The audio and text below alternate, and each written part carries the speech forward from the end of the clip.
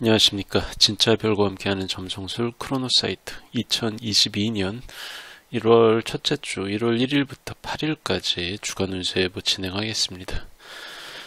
12월 마지막 주에 이런저런 중요한 구조들이 좀 있었는데요. 2022년 넘어가가지고 연 넘어가서 1월 첫째 주에는 목성하고 남곡점이 만난다는 것 빼고는 그렇게 중요한 구조는 없습니다. 근데 이제 두 번째 주로 넘어가면서요. 이제 슬슬 중요한 구조가 나오기 시작할 겁니다. 어쨌든 2022년 초반에 가장 중요한 구조는 1월 말부터 2월 초 사이, 약간 공교롭지만, 설날 연휴가 끼는 그 구간이거든요. 그때 가장 큰 변화들이 벌어지고요. 그 전까지는 그렇게 중요한 헤비급 구조들은 그렇게까지는 없습니다. 자, 1월 3일에 목성이 물고기, 그러니까 쌍호공으로 진입한 지 얼마 안 되는 목성이 달의 교점, 그 북교점이랑 남교점 사이에 있는 여기를 남곡점이라고 그래요. 그러니까 서던 밴딩이라고 그러는데 남곡점과 정확히 만나는 게 1월 3일입니다. 그래서 목성은 보병궁을 벗어나서 자신이 다스리는 자기 집이라고 할 수 있는 쌍호궁, 쌍호궁 표시죠. 쌍호궁으로 진입한 지 룰러십을 얻은 지 일주일도 되지 않은 상태에서 맨 처음 만난 게 남곡점입니다. 그래서 남곡점이랑 만난다는 거는 두 교점 사이에 그 쌍직각, T크로스를 딱 낀다는 얘기거든요. 그리고 이 구조는 둘 다 목성하고 달의 교점 모두 다 운행 속도가 느린 편이죠. 그래서 좀 약간 애누리 없이 잡아도 12월 30일부터 1월 6일까지는 이 목성하고 남곡점 회합이 유효할 예정입니다. 그래서 무거운 행성일수록 외행성 구조일수록 개인의 일보다는 국가나 사회 이벤트로 나타나기가 쉽거든요.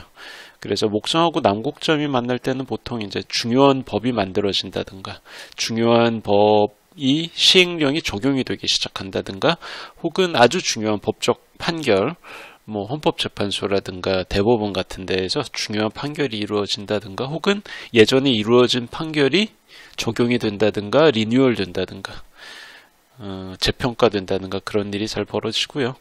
그리고 경제계에서도 여러 가지 이제 대기업이나 중견기업들이 M&A로 합쳐진다거나 혹은 두 개 이상의 회사로 분사된다든가 중요한 회사를 모회사 자회사 나눠가지고 지주회사가 생기고 자회사로 빼낸다든가 이런 식으로 이합집산이 잘 벌어집니다. 그래서 정치, 경제, 사법 그리고 요즘엔 그렇게 중요하지 않지만 종교계에서도 굵직한 사건들이 이날 전후에 벌어질 수가 있어요.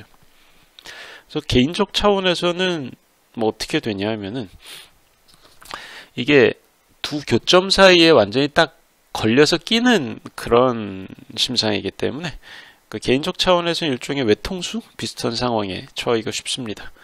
그러니까 이 달의 교점이라는 게 열리는 문, 닫히는 문이라고 보통 표현을 합니다. 평상시에는 볼 수 없는 종류의 어떤 사물이나 인물들하고 만날 수가 있는 그런 것들이 쏟아져 나오는 일종의 게이트나 포탈 같은 존재인데 근데 그 사이에 딱 끼어버리니까 앞으로 나가지도 못하고 밖으로 뒤로 물러날 수도 없는 그런 난감한 입장이 되는 거예요.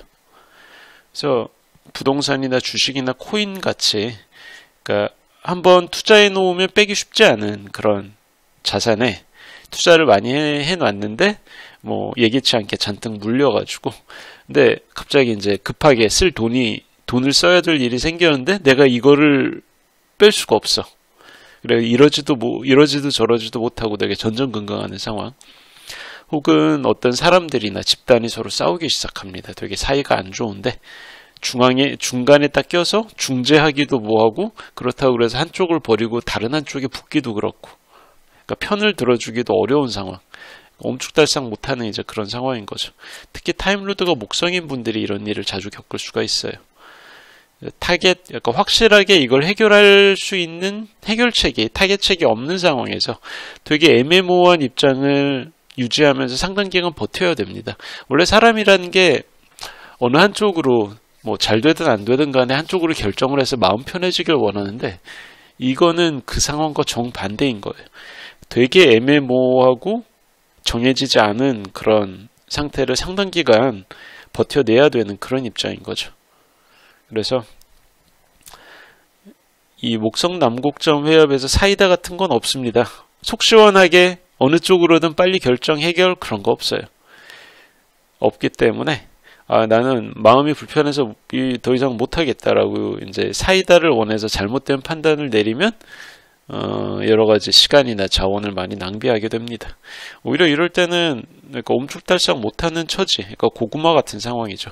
이거를 참아내면서 언제쯤 변화의 계기가 오는지 누구보다도 내가 빨리 캐치할 수 있게 상황을 되게 냉정하게 보고 있어야 돼요. 답답하지만 내가 그 답답함에 지면 안 되는 그런 상황인 겁니다. 그래서 애매모호함과 답답함을 이겨내야 되는 그런 의지력이 필요한 그런 시기라고 할 수가 있어요. 자, 그리고 수성이 불과 몇 시간 후입니다. 몇 시간 후에 수성이 알타이르, 독수리 자리 알파성인 알타이르랑 만났는데 이게 3일 오후부터 4일 오전까지예요. 그래서 타임로드가 수성인 분들한테는 이게 좋은 소식이 아닙니다. 소위 이제 재수 온 붙었다고 그러죠. 그러니까 평소에는 진짜 경험하지 못하던 수준으로 와 이렇게까지 머피의 법칙을 내가 느낄 수 있다니. 그러니까 이날입니다. 그러니까 모든 일들이 하는 일마다 사상건건 다 안 돼요. 가로막히고 발목을 잡히고 그러다 보니까. 근데 이게 또 심각하게 큰 흉사는 아니고 짜잘하고 일상적인 일들이 자꾸 뒤집힙니다. 뭐 예를 들자면 끝도 없겠지만 어쨌든 아침 출근하려고 그랬더니 버스가 연착이야. 안 와요. 택시가 안 잡혀. 근데 출근해 보니까 빨리 올 필요가 없었어. 이런 식이었던 거죠. 계속 이런 식으로 계속 되는데 뭐 하나 제대로 내 뜻대로 되는 게 없다라는 그런 느낌이 들 수가 있죠. 그래서 이날 여러분들이 특히 타임로드가 수성인 분들이 피해야 되는 게 내가 노력한 것도 있지만 운이 따라줘야 겨우 되는 일들 있죠. 약간 운을 믿어야 되는 일들. 그런 일은 이날 시작도 안 하는 게 좋습니다. 무조건 실패.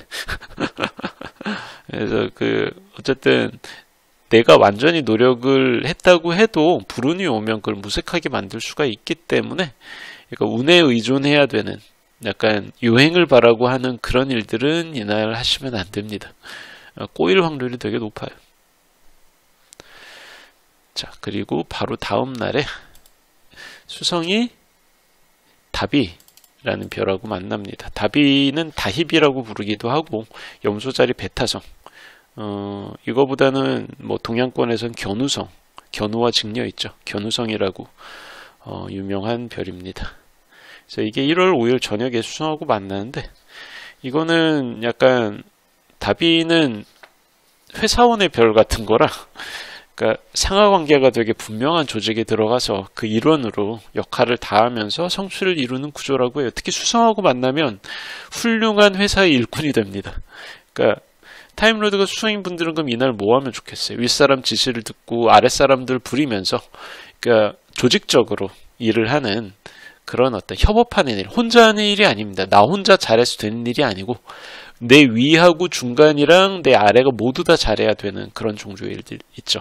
그러니까 회사 일 잘해서 그러니까 나 혼자 하는 일 말고 회사 일을 잘해서 이쁨 받을 수 있는 그런 구간이에요. 성과가 나온단 말이에요. 성과가 나와서 당연히 그 주변 사람들, 윗사람들이 그걸 알아줄 겁니다. 꼭 회사 일이 아니더라도 뭐 어쨌든 뭐 같이 코워크하는 거 있죠. 여러 사람이 같이 협업을 해서 협동으로 하는 그런 일들에 잘 맞고요. 근데 이게 일이 너무 잘 되다 보니까 재밌어.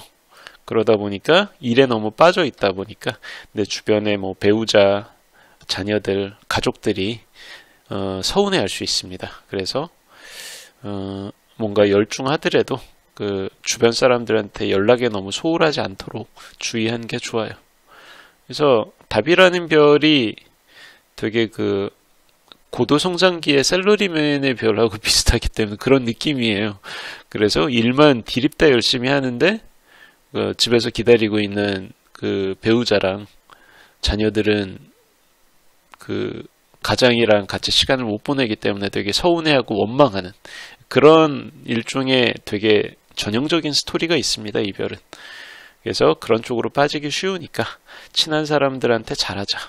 이게 중요하죠.